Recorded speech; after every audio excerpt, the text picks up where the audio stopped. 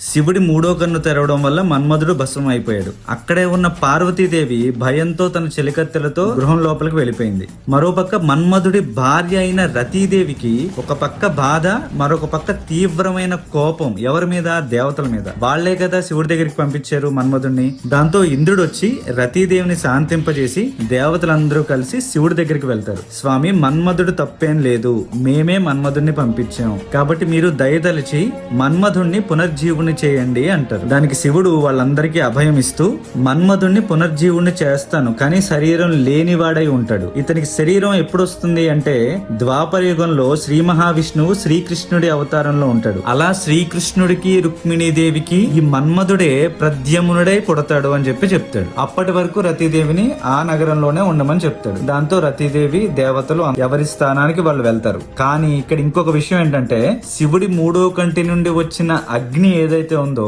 అది బడబాగ్ని అయి మన్మధుడు చనిపోయాక కూడా లోకాలన్నింటినీ దహించి వేస్తోందట. ఇప్పుడు బ్రహ్మగారు ఏం చేయాలో అర్థం కాక సముద్రుణ్ణి పిలిచి ఈ బడబాగ్నిని నీలో ఉంచుకో, ప్రళయకాలం వరకు ఇది బయటకు రాకుండా చూసుకో అని చెప్పి సముద్రుల్లోకి ప్రవేశపెడతాడు. ఇక్కడ మన సనాతన ధర్మంలో గాని మన పురాణాల్లో గాని ఎంత గొప్ప సైన్స్ ఉందో చూడండి. ఈ బడబాగ్నిని మనం క్లియర్ గా సముద్రం లోపల ఉండే వాల్కెనోస్ గా అనుకోవచ్చు. సో ఈ సృష్టిలో జరిగిన పెద్ద పెద్ద కాస్మిక్ ఈవెంట్స్ ని, సైన్స్ నే మనకి ఈ పురాణాల్లో కథలుగా అద్భుతంగా చెప్పారు అనడానికి ఇది ఒక నిదర్శనం. హరహర మహాదేవాన్ని కామెంట్ చేయడం మర్చిపోకండి. ఖచ్చితంగా నా అకౌంట్ ని ఫాలో చేయండి. కలిసి శివ పురాణాన్ని నేర్చుకుందాం.